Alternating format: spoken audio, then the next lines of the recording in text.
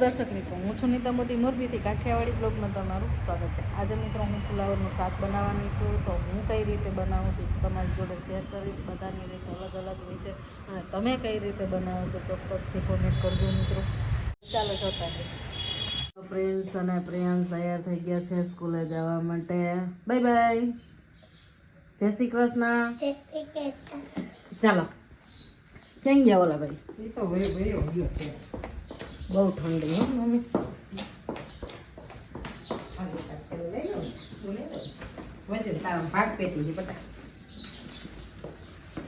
Bye bye, જય શ્રી કૃષ્ણ।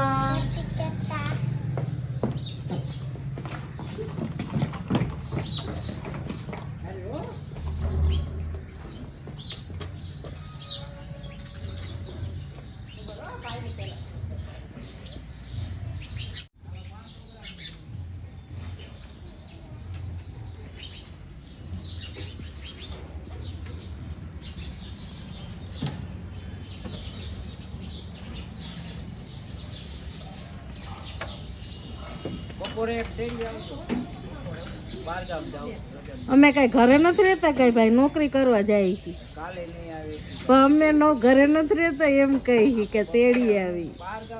તો તમારા ભાઈ ને કહીજો, તમારે ઓળખી લગ્નમાં જાય લ્યો તો ગમે એને કેજો, હું કઈ ઘરે નથી તો લઈ આવું। મારી મમ્મી એ કોઈ, અમારે 4 છોકરા છે।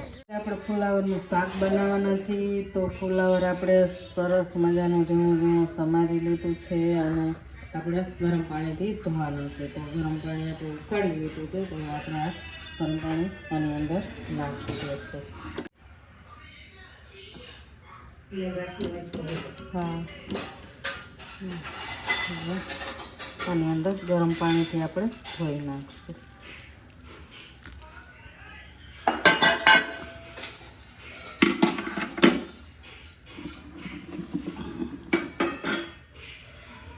જો ગરમ પાણી આપણે આમાં નાખી દીધું છે, તો ગરમ પાણીથી આપણે ધોશું અને આદુ લસણ મરચાં આપણે ખાંડી લીધા છે અને ટમેટા સુધારી લીધા। ચલો હવે આપણે ફુલાવરનું શાકનો વઘાર કરી લઈશું। ચાલો આપણે શાકનો વઘાર કરવા માટે આપણે પહેલાં ગેસ ચડાવી લઈશું, એના પછી આપણે તેલ મૂકી દઈશું। એની અંદર આપણે 2 પાવડા તેલ લઈ લઈશું। તેલને આપણે ગરમ થવા દઈશું। તેલ સરસ મજાનું ગરમ થઈ ગયું છે, તો હવે આપણે એમાં રાઈ અને મેથી નાખી દઈશું।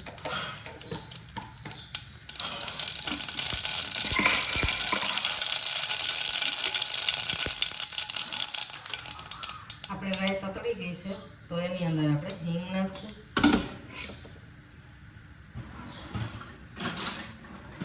એની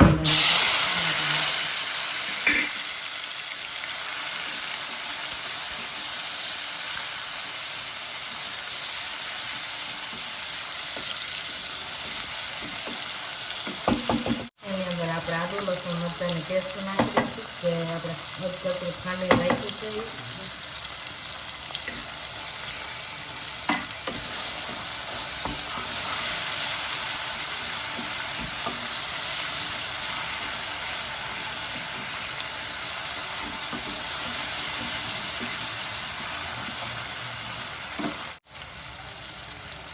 હોય અને પુલાવ નાખી દઈશું।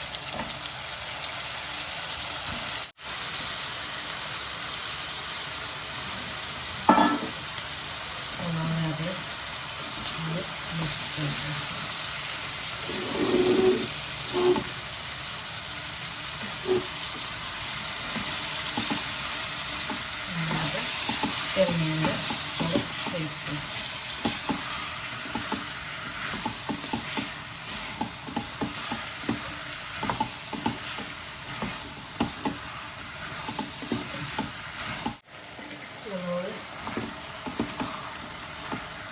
ચાલો હવે આપણે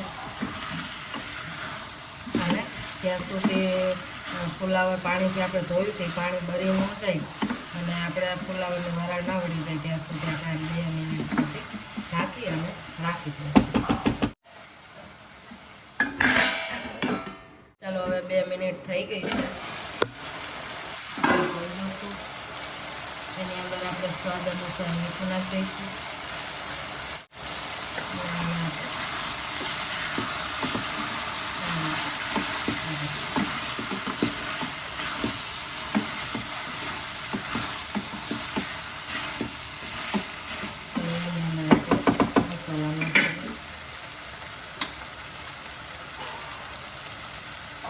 દઈશું આપણે ધાણા જીરું, 1 ચમચી આપણે તીખું મરચું, થોડીક આપણે હળદર,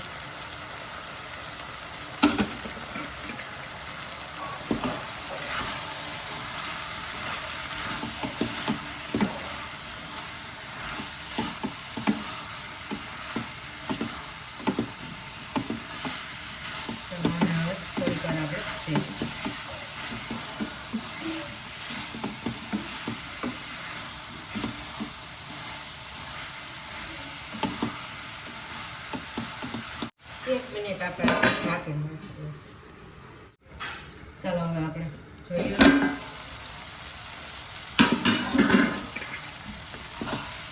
ચાલો આપણે મસાલા પણ સરસ મજાના તેલની અંદર શેકાઈ ગયા છે.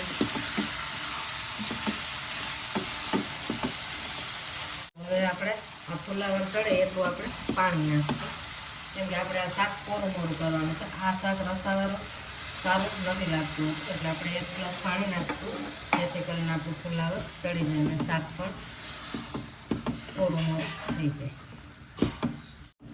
ચલો હવે આને આપણે ઢાંકી અને રાખી દઈશું.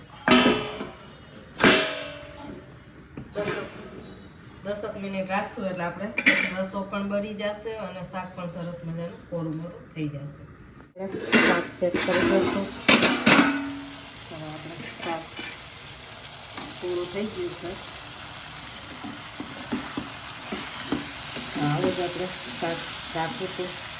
શાક પૂરું બનાવવાનું હતું.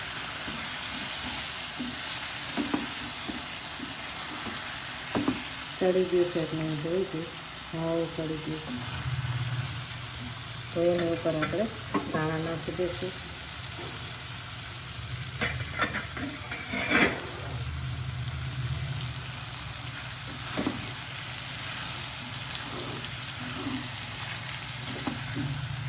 ચાલો ગેસ બંધ કરી દઈ અને આપણા શાક સરસ મજાનું તૈયાર થઈ ગયું છે કોરું મોરું.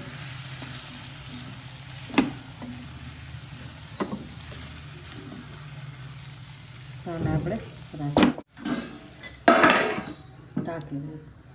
ચાલો મિત્રો, આજનો વિડીયો આપણે આટલો જ રાખશું. પાછા મળશું નેક્સ્ટ બ્લોગમાં. ત્યાં સુધી લાઈક કરજો, શેર કરજો અને નવા આવ્યા હોય તો સબસ્ક્રાઈબ કરી દેજો મિત્રોને. બાજુમાં રહેલ બેલ આઇકન ક્લિક કરી દેજો, જેથી કરીને આપણો પહેલો વિડીયો તમને મળી શકે. ચાલો મિત્રો, આવજો, બાય.